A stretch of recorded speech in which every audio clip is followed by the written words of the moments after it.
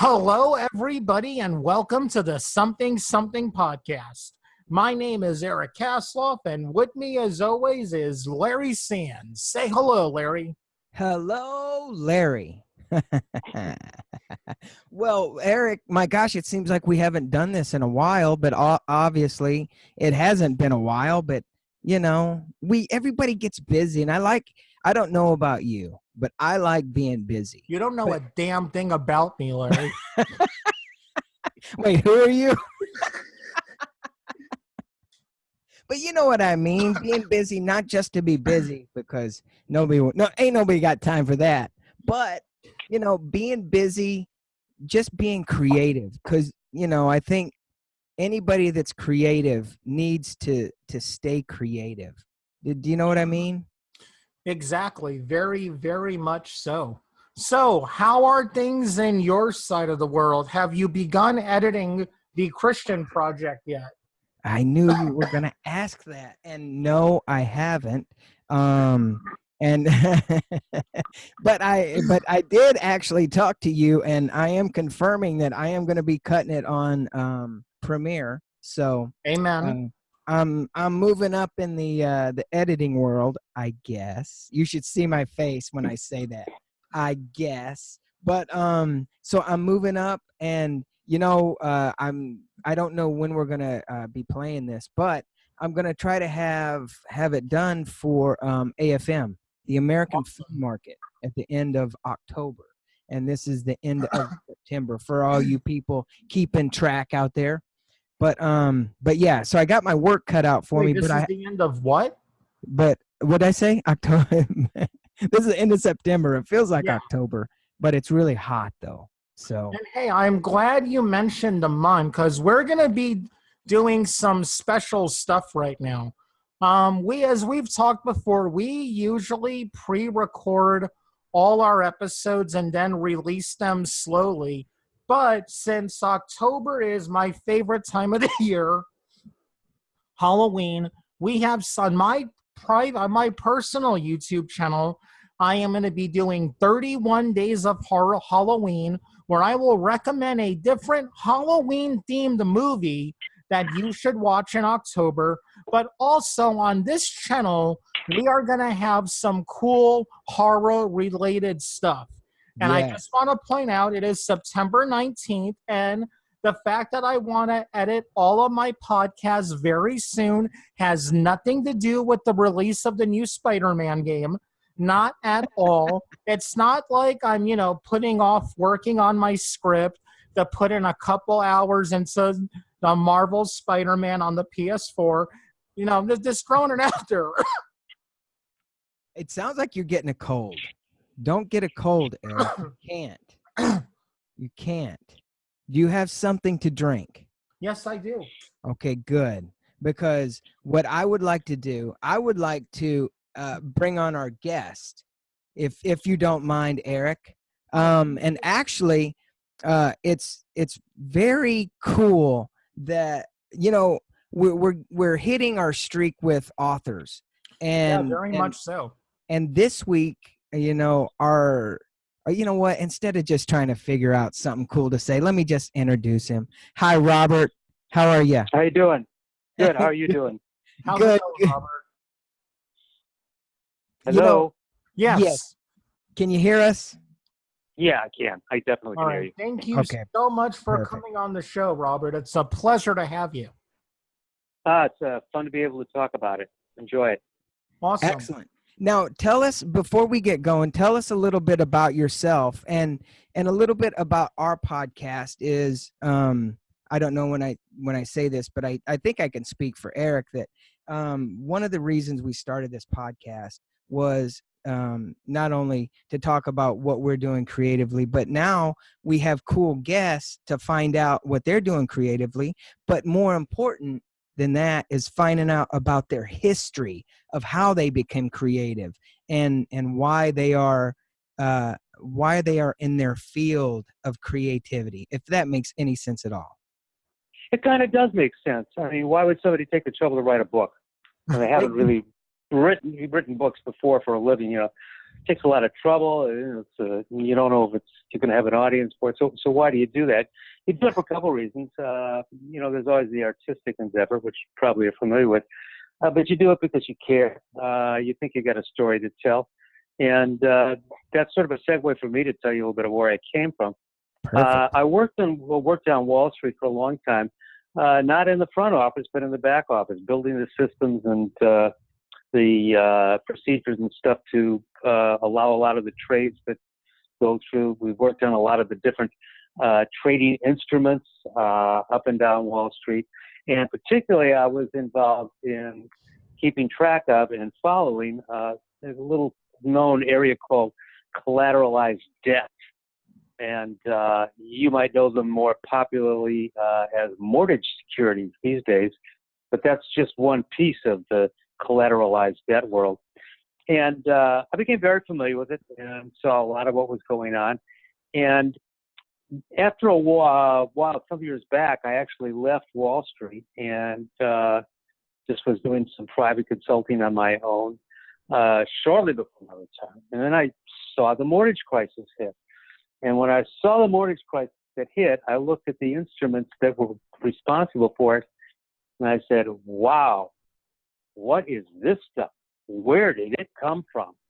And looking deeper into it, they had taken the notion of collateralized debt and really, this is a public air show, so I'll try to use proper language. You can curse all you want. Where are you? Yeah. They had really corrupted it.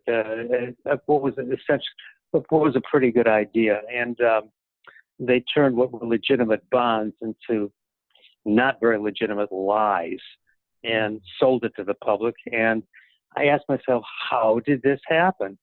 And the problem with collateralized debt is real simple. It's unlike a regular bond. You go to Ford and say, I want to buy one of your bonds, Ford. And you know that Ford's responsible for it. If they make money and they have to pay their interest on it, you'll be okay.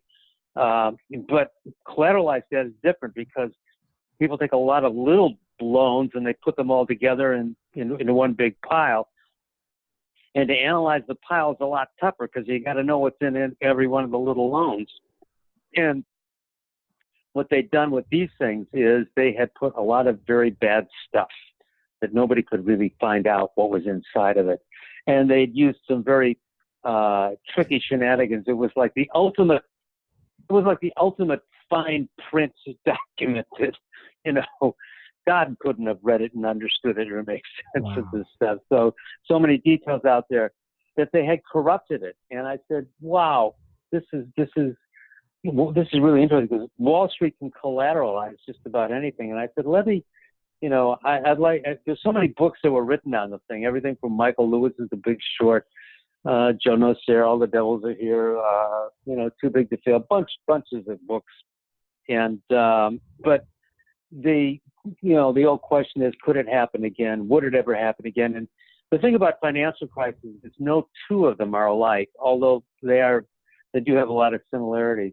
And I just wanted to take the idea of collateralization, push it, using an author's conceit in the form of a novel, and tell a story of how collateralized debt and the banks could do it again, how this thing could happen again. Of course, in my story, it has a little bit different ending for the bankers, but I don't want to give that away. You have to read it, and you'll see what happens. So that's the story of how I got to writing this. Awesome. Now, I want to point out you could have gone about the way of writing a hard-nosed nonfiction version of it, but you might not have reached that wide of a group.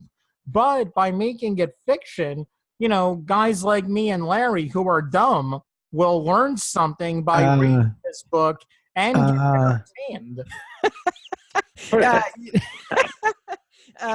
He didn't actually speak for me on that little comment, but I.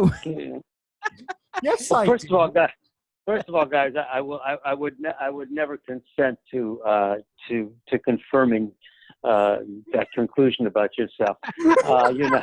Thank you. See, for you two never reasons. listen to the older episodes, so I'm thankful for that.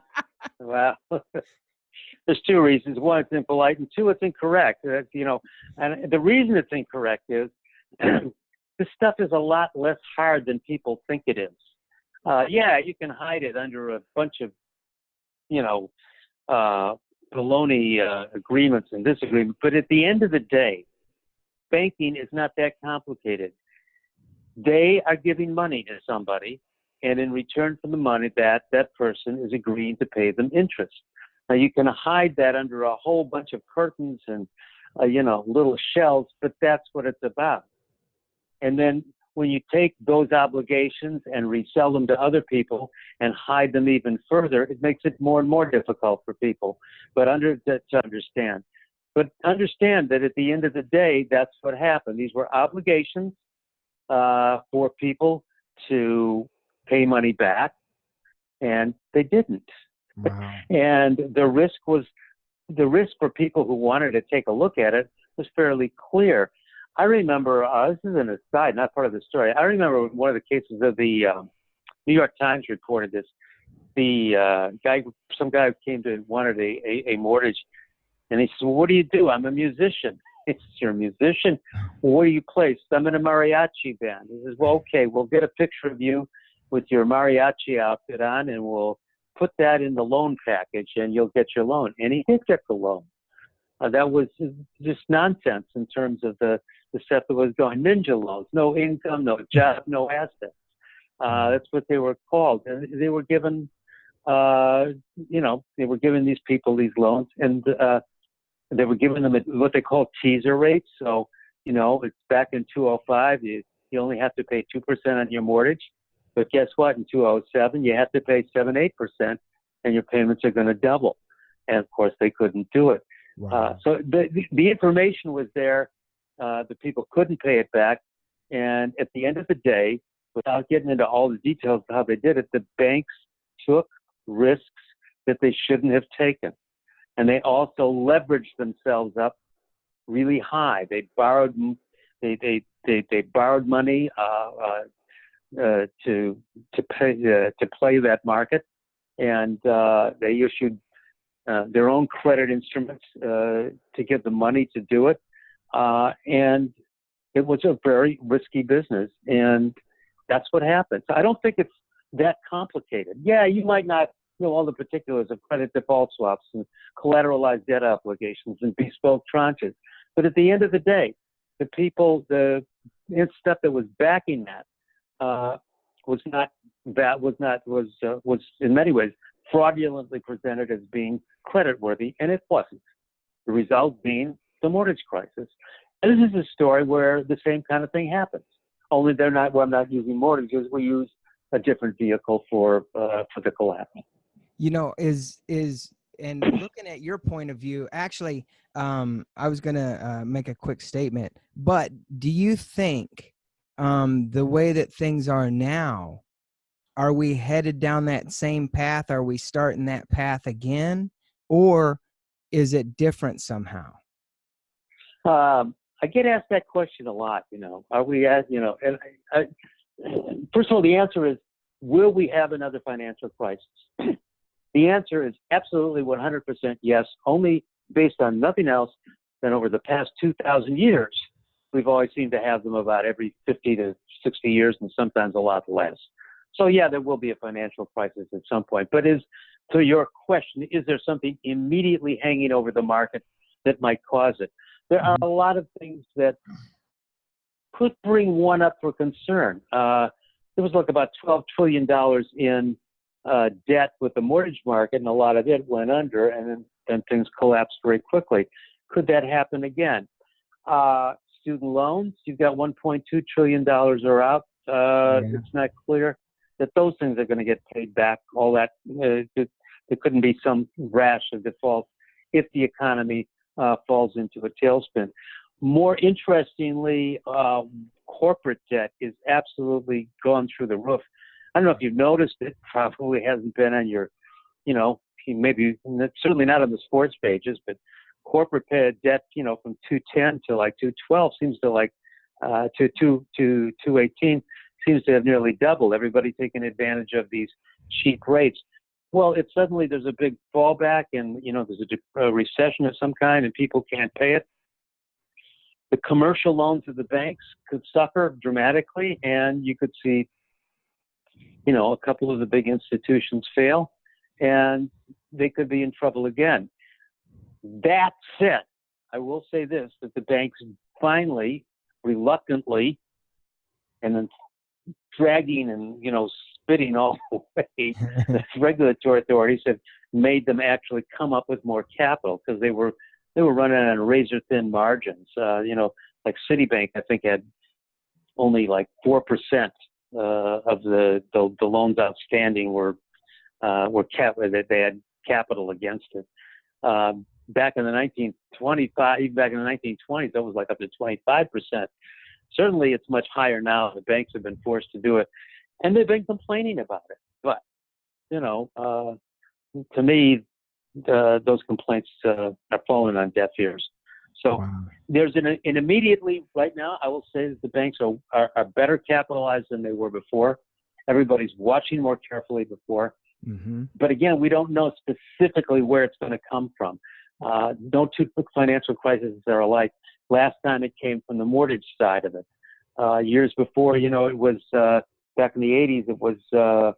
It was foreign debt from Latin America that caused the banks having to be bailed out. Before that, earlier than that, it was the railroad bonds that went defunct that had been bailed out. So it's important not to look at just, are we going to have another bust from the mortgage market? Maybe, but maybe not. But it could come from someplace else. Well, now to go back to your book, which is Risk, which I think is it's like, what is it? Ironic? Is that the word that I want to use? I mean, it's very timely because it seems the way that you're talking about this. I mean, it could have happened. Of course, anything could happen.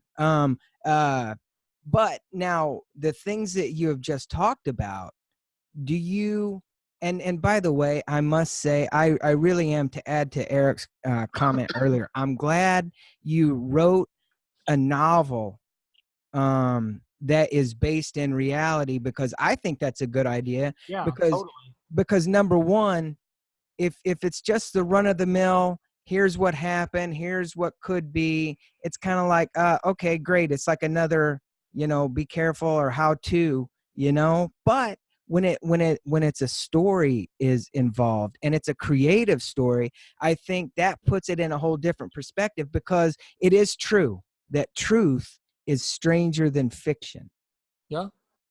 Yeah, you can't really make, you can't make most of this stuff up. What I wanted to demonstrate in the book was how one young a woman who actually starts out by challenging the notions that we can't come up with new products to collateralize.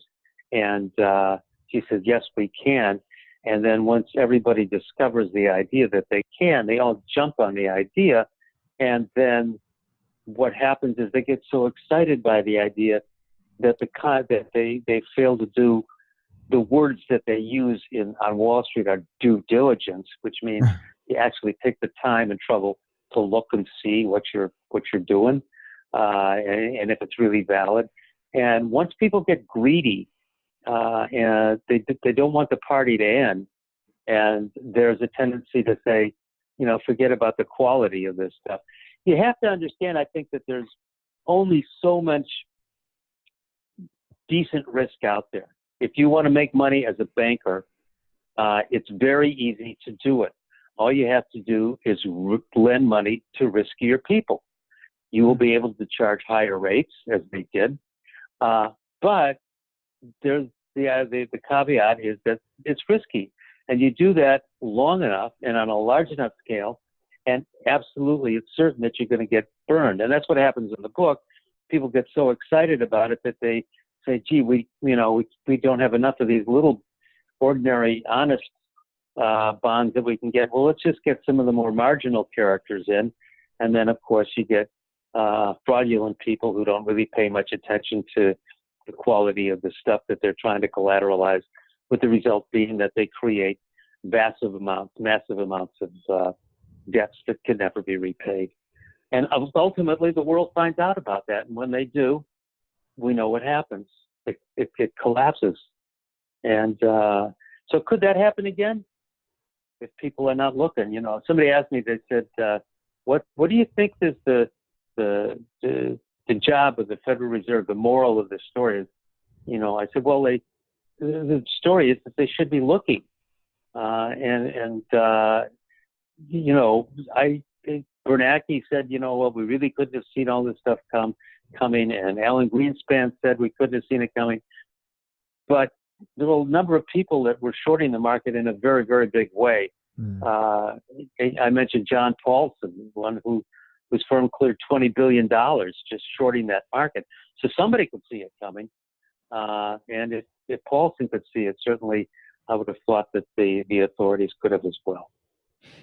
You know, it really interests me that how passionate you are about. I was about to say that. About yes, about the book, but more about the markets and the way things are done. How in the world did you ever get started going down the financial path? Well, you know, everybody walks down the street, they see the power company. We go on Google, we see Google. But you walk down a bank and you don't give it a second thought. But, you know, if the power company fails, we can pretty well get it online. If Google doesn't come down online, yeah, it's inconvenient, but we'll all live another day. But if the banks fail, all that money that we've got is gone, and the merchant that was going to pay his bills is gone, and the person that depended on getting paid, they're not getting it, and the whole thing starts to come to a halt. The banks sit at the center of our commercial lives, and basically our lives. They have to work. And it's always impressed me as to the way that they're able to take risks and not have it monitored very carefully. Wow. I was with Citibank.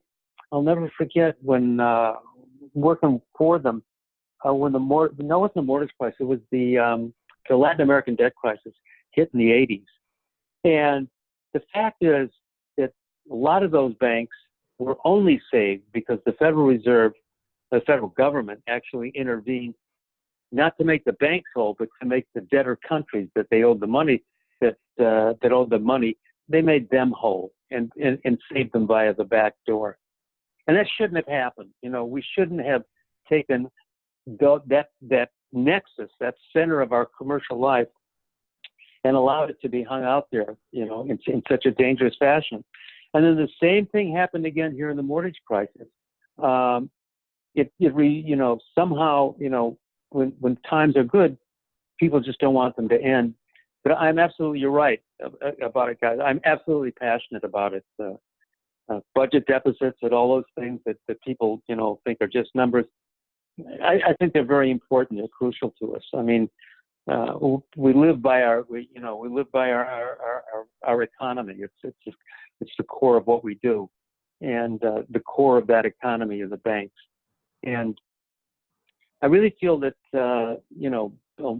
banking, which used to be a boring business, somehow got to be exciting, and it got to be exciting because banks were able to take risks that they should not have been able to take. You've heard the phrase moral hazard, right? Yes. No? Yes. Yeah, okay. Moral hazard, it really means that, we don't have to worry about it because they're going to bail us out anyways if we do something, so we can take this risk. Right. That's just basically what it is. And that's a little asinine, right? That's just a little asinine. It is asinine, but in fact, if you look at their behavior, that is what's happened. Yeah. They've been bailed out on more than one occasion. Oh, yes, and a number of low-level or intermediate managers get fired, but the banks themselves survive. Right. So they have an appetite for risk that it puts us all in danger unless somebody gets in there and is careful about regulating it. They haven't been that careful. They certainly weren't that careful back in the 80s. They certainly weren't that careful back, between 2005 and 2009. I hope they're a little bit better now, but we have to, wait and see. I got a quick question, and it just came up. I forgot my segue into it. I'm just going to ask. Now, Go.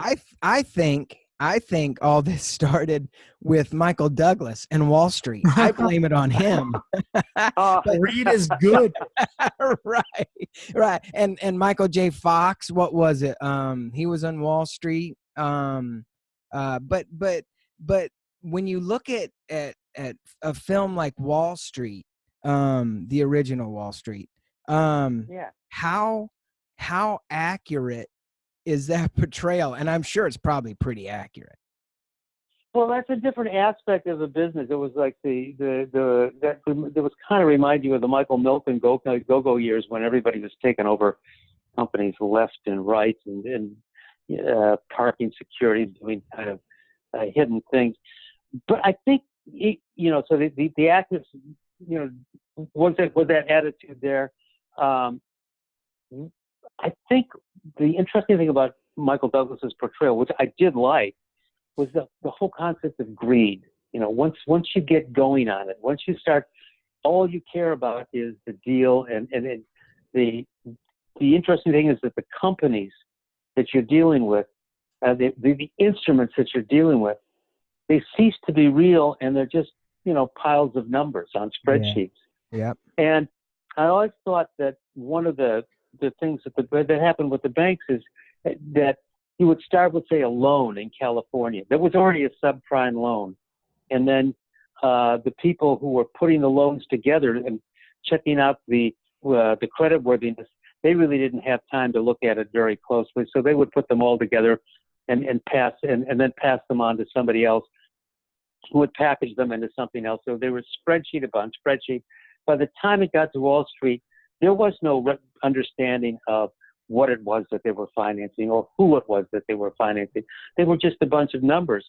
And what happened in the mortgage crisis, it also happens in this book, is that the rating companies become complicit in allowing this to happen, because there's so many little loans and pieces in the instruments that they're looking at.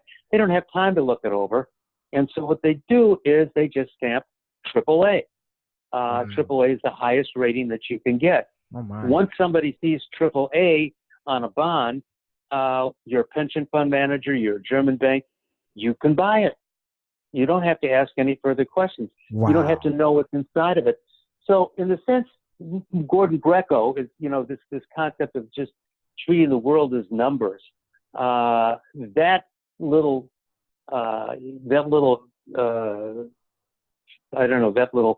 characteristic kind of certainly carried over times 20 in the banking industry. If you look at what was going on in the go-go thing and years and what Michael Douglas was representing, it was child's play compared to the money that was lost in the mortgage market. Incidentally, do you know how much money that the government accounting office said was lost business and opportunities and lost income from the mortgage meltdown?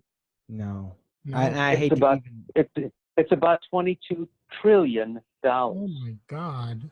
Okay, wow, 22 trillion. I don't even want to. I didn't even really know trillion was a real number till a few years ago. I always thought it was just something kids said, to sound cute. That's right. That's right. Now, when you talk about risk, your book, how long did it take you to write?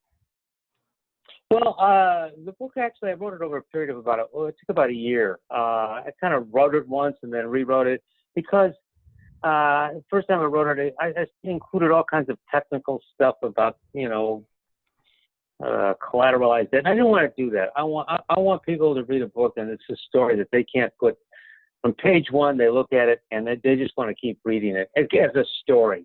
Right. There's no requirement here that you understand anything about finance. The idea behind putting a bunch of little loans together to make a big bond isn't too complicated. I don't get much more in detail with it than that. And the focus of the book is on the story and the girl that tries to create these bonds and how she tries to keep her head above water while everybody else tries to corrupt the market with her ideas. Wow. So it took me about the first few months that I wrote it. Then I had to go back and say, no, let's make this a story that people want to read. While you were writing it, did you ever think at any time, did you go, this is like too over people's heads, kind of like what you were talking about, and where you had to put it in like regular person speak, No, or in no, movie form, I did that. What I did was, when I first started doing that, I started getting involved in that piece of it. It's not necessary. Like I said, this is not complicated. You put crap behind a bond and sell it as something that's AAA because the rating agencies say it is. Well, guess what? You're going to get into a lot of trouble, and that's what happens here. And that's not complicated. And the story is not how do how do you do risk evaluation and how do you assess, crime is crime, fraud is fraud, and bad risks, particularly like a subprime one, are pretty clear. And so we concentrate in this book on this story, and it's a story of the heroine who's named Francine, who creates these bonds, and everybody, like I said, jumps on it, but then they sort of steal her idea, and which is what happens in Wall Street firms a lot. I always said in the book that you've got two people that you're worried, two groups of people that you're fighting against on Wall Street. One is the market, and the other is your fellow bankers. The fellow bankers are much harder than the market because they want it's like being a filmmaker. Yeah, I don't know about that. Did you have any training in writing, or are you self-taught? Yes, and I've written a lot of technical stuff, including technical books and things like that. So this is my first venture into the novel land, if you will. But it's much more fun to write like this than the technical stuff, which I've spent a lot of time doing. Yeah. Did you have like, and I don't want to say a ghostwriter, but did you have somebody that looks at it and goes, okay, I mean, I can understand it. Like an editor? Yeah. Thank you. Yeah, like an editor. A ghostwriter's fighting words, Larry. Yeah, actually, I did have an editor. And you know what the editor does for you? The editor doesn't really rewrite your book or anything like that. They make suggestions here and there. But mostly what an editor does is the editor cuts. Because I put this book, once you get started, I don't know if you guys have ever written, but you can kind of keep going on and on and on. Yeah. And the editor helps put some kind of containment limits on, because the editor is more aware of the patience of the reader than you might be. Yeah. So they help me cut it down to size. But other than that, content and word wise, it's my stuff. Cool.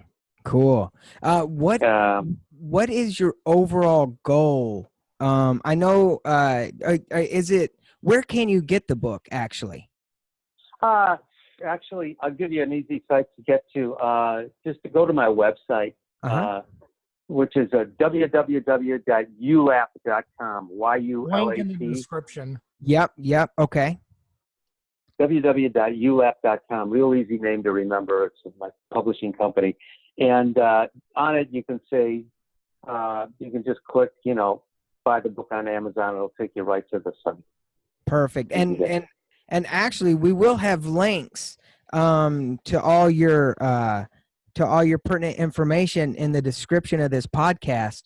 When you started writing and where you are now, has your goals changed? Obviously, you started writing it to get it published and put it out. is there a next step? Do you want to do a movie? Do you want to do another book? Well, anybody, if there's anybody that's out there that wants to do a movie on this, I'd be more than willing to talk. Filmmakers on the line. Well, Yeah. I think the story is actually ideal for a filmmaker, particularly given the fact that it's a female protagonist who has to fight through a lot of stuff and to come out on top, which she does, but not after going through quite an ordeal herself. But that aside, I have started to think, about the next phase, and particularly something to writing about the financial markets. There's so much potential. There's so many things that could go wrong. In one sense, it's really exciting to do, but the other sense, it's kind of hard to make finance dramatic, which is why there's not a lot of real great novels written that focus on finance. And I like to have it real. I mean, I don't like to have it all the computers taking over and doing stuff. I like to have real people doing real things with real markets collapsing or advancing, because that's the real world. And I think there's just a lot of excitement in there, and there's a lot of things that can happen to people, and a lot of potential for plot development. So I might very well take the same characters and try to develop them a little bit further, Yeah. Actually, before we wrap up, I just wanted to say, and I know that people listen to this because we're filmmaking podcasts and we're filmmakers and everything, but it popped into my head, The Wolf of Wall Street. Have you seen The Wolf? Now, how accurate? I mean, it's another portrayal, but I mean that's is it pretty crazy there on Wall Street like that? See, now I'm like a regular dude, like going, oh man, is that true? As to some of the stuff that went on with that guy, actually a lot of that stuff was true. Some people said the movie was tame compared to some of the stuff that went on. I don't know, but I frankly think that whatever went on in The Wolf of Wall Street was nothing compared to went on in Wall Street during the mortgage crisis, because so much money was lost by so many people. Yeah, forgetting the parties with the orgies and everything else. This was real. I mean, you watched 8 million homes being foreclosed. I mean, think about that. It's funny that you brought that, or not funny, but now, do you touch on that in the book? I do a little bit, but I do a little bit because when the crisis hits again, the Fed is faced with the dirty word, the dirtiest word that they can ever hear in the Fed, bailout. And nobody wants to hear it again. So they do have to bail them out, but they have to be able to have some credibility when they do it, because the last time everybody said, yes, all this money was lost, and did anybody go to jail? Yes, Martha Stewart, right. That's about it. And so it's kind of stuck in everybody's throat, that the craw that says, something should have gone down here, but it didn't. Everybody seemed to have gotten away with it, except for the American public, which hurt. So, like I said, I'm not going to give the story away, but I'll tell you, the bankers suffer a slightly different fate in my book. Excellent. And I think that's a good place to wrap up. First of all, thank you so much for coming on. Yeah. And I just got to say thank you. Because I was an outsider looking in. And really, we've only it sounds like, touched not even a little piece of the surface, because this thing is just like one mountain of mush, and trying to dig through it and try to decipher everything is just all in itself a big old task. But you've taken that task in your book, Risk, and you've wrapped it up nice and neat and put a cool little story behind it. And I think that's awesome. Well, thank you. That's what I tried to do. Perfect. I've enjoyed talking to you guys. I really thanks for the opportunity. Really. It was great having you on. And again, anytime you've got something new you want to talk about, please just email us and we will set something up. Yeah, Okay. absolutely. Absolutely. Okay, everybody. Hopefully, this will be up at the very end of September. And then the greatest month of the year begins December. October. Because of Hallmark. Because of So, Look, Robert, you got to know something about me. I love the Hallmark Channel around Christmas time. Oh, It's a okay. countdown to Christmas. okay, everyone. And I am All going right. to save Larry his last bit of street cred by ending the podcast right now, everyone. Have a wonderful weekend.